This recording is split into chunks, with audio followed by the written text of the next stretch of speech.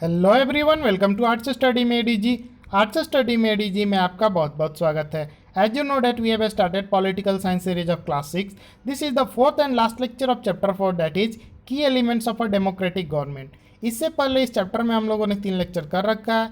अगर आपने पिछले तीनों लेक्चर्स को नहीं देखा है तो डिस्क्रिप्शन में आपको प्लेलिस्ट का लिंक मिल जाएगा, वहाँ से आप पिछले तीनों लेक्चर्स को एक्सेस कर सकते हैं। तो पहले लेक्चर में हम लोगों ने एक स्टोरी करा था, ठीक है, साउथ अफ्रीका वाला।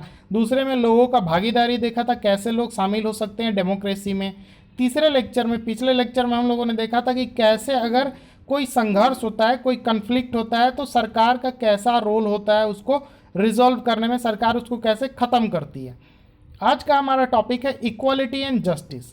तो इक्वालिटी मतलब समानता, लोगों को बराबरी का अधिकार, एक तरह से इक्वालिटी, ठीक है, उसमें अधिकार नहीं, इक्वालिटी राइट लगेगा तब अधिकार आएगा। अभी इक्वालिटी है तो सिर्फ समानता, ठीक है। एंड जस्टिस यानी कि लोगों को न्याय कैसे मिलेगा।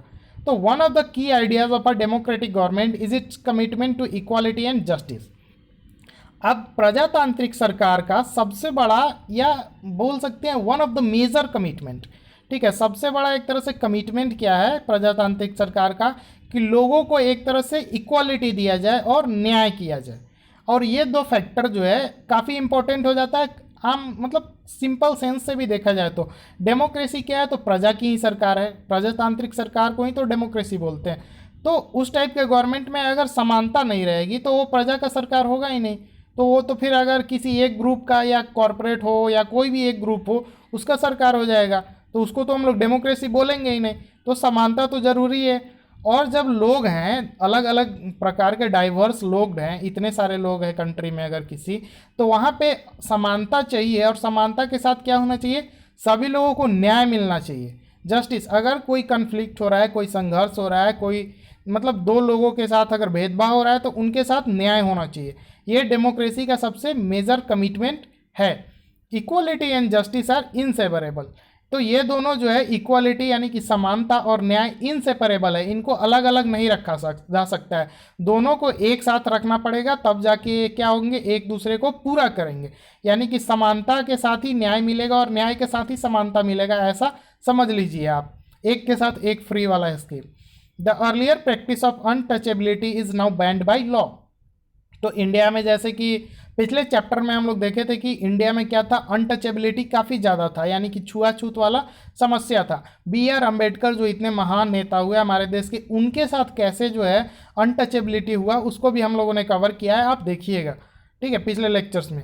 तो अनटचेबिलिटी को क्या कर दिया गया, देश में बैन कर दिया गया, उसके लिए कानून ला करके। This group of people were denied education, transport और medical facilities and even the chance to offer prayers. तो इस जो ग्रुप के लोग थे, यानी कि जो लोग अनटचेबिलिटी, जो अछूत संप्रदाय से, जो अछूत ग्रुप के लोग थे, उनके साथ काफ़ी ज़्यादा भेदभाव होता था। उनको जो है एजुकेशन से डिनाई कर दिया जाता था, यानी कि उनको शिक्षा का अधिकार नहीं था। अगर वो पढ़ने भी जाते थे तो उनको अलग बैठा करके पढ़ाया जाता था, जो काफ़ी ऑकवर्ड फील होता होगा उनको। अगर ऐसा किसी के साथ हो तो कैसा लगेगा, आप खुद सोचिए। आप स्कूल में पढ़ने जा रहे हैं और आपको लास्ट बेंच पे अलग, मतलब बाई फोर्स, यानी कि ज़बरदस्ती आपको ऐसा करके बैठाया जाए। आप खुद से जाके कहीं बैठिए, इससे कोई इशू नहीं है, लेकिन अगर आपको ज़बरदस्ती क्लास के साइड में, बाहर या लास्ट बेंच पे बैठा दिया जाए तो आप कैसा फील करेंगे। तो उस टाइप का जो सोसाइटी होता है, वो देश के जो ग्रोथ होता है उसमें हैम्परिंग करता है, हैम्पर करता है। वे लोग जो है एक तरह से हम लोगों के प्रति भी हीन भावना रखते होंगे ना, हम लोग से भी। जो आम आदमी है वो, जो उनके साथ अनटचेबिलिटी वाले जो कम्युनिटी है, उनके साथ अगर भेदभाव करेगा तो वो लोग भी तो अपने मन से उनके साथ क्या करेंगे, भेदभाव ही रखेंगे। तो इस तरह से समाज कभी प्रगति करेगा ही नहीं। तो जो ये प्रोसेस, जो पहले ये प्रैक्टिस चलता था, तो उसमें उन लोगों को एजुकेशन नहीं मिलता था, ट्रांसपोर्ट और मेडिकल फैसिलिटीज़ नहीं था। यानी कि अगर किसी गाड़ी में कोई अछूत अगर चला जाए, हालांकि गाड़ी होता नहीं था, फिर भी जो भी फैसिलिटीज़ था उस टाइम, बस ट्रेन वगैरह तो आ ही गई थी, तो उस टाइम जो फैसिलिटीज़ था उसमें अछूत लोगों को अलग, मतलब सुविधा नहीं दिया जाता था। हॉस्पिटल में अगर अछूत चले जाते थे, अनटचेबल चले जाते थे, तो उनका इलाज नहीं होता था, मेडिकल फैसिलिटी से उनको डिनाई कर दिया जाता था। इवन इन सब चीज़ को तो छोड़ दीजिए, भगवान जिनके सामने कि सभी लोग बराबर हैं, यहाँ तक कि उनको प्रेयर करने का भी मौका नहीं दिया जाता था, ऑफर नहीं करने दिया जाता था, मतलब डिनाई कर दिया गया था, जो कि काफ़ी गलत था। तो doctor Ambedkar, whom you have read about earlier in this book and many others like him, realized that such practice must not continue and that justice can only be achieved when people are treated equally।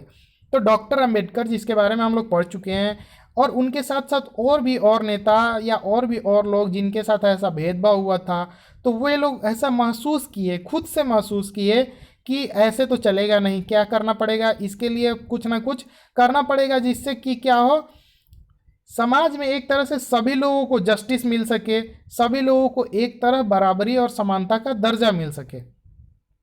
The government also recognises this और and make a special provision for groups within society that are unequal.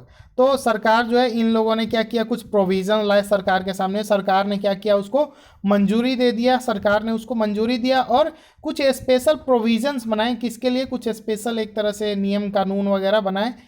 जो लोग के साथ समाज में भेदभाव होता था, जिनको बराबरी का दर्जा नहीं दिया जाता था, उनको एक तरह से बराबरी का दर्जा मिले, उनके साथ न्याय हो, इसके लिए क्या किया गवर्नमेंट ने, काफ़ी सारे स्पेशल प्रोविजंस लाए उस ग्रुप ऑफ पीपल के लिए।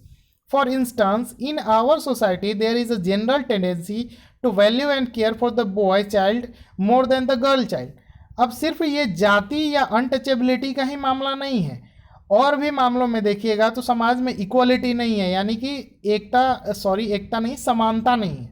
ठीक है, जैसे आप लड़का और लड़की में देख लीजिए, अभी भी क्या है, अभी तो थोड़ा कम है, लेकिन पहले क्या होता था, समाज में जो है गर्ल चाइल्ड को प्रीफर नहीं किया जाता था, यानी कि जो लड़की होती थी उसको प्रीफर नहीं किया जाता, सभी लोग चाहते थे कि उनको लड़का ही हो। इस तरह से क्या होगा, समाज कैसे तरक्की करेगा, बाद में दिक्कत हो जाएगा, काफ़ी सारा उसका इशू होता है, वो आपको ज्योग्राफी में पढ़ने को मिलेगा।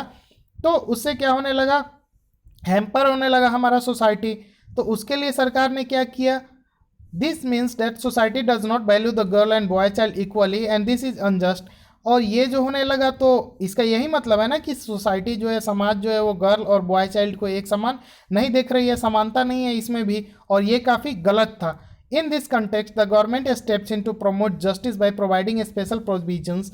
तो इस कंटेक्स्ट में, इस जो है, इस संबंध में सरकार क्या करता है कि आगे आता है सरकार और प्रमोट करता है justice by providing a special provision that can enable girls to overcome the injustice that they are subjected to. तो इस तरह से सरकार खुल करके सामने आता है और एक तरह से जो लड़कियां हैं, जो गर्ल्स हैं, उनको समानता का दर्जा दिलाने के लिए, समानता का भाव समाज में दिलाने के लिए क्या करता है, काफ़ी सारा प्रयास करता है।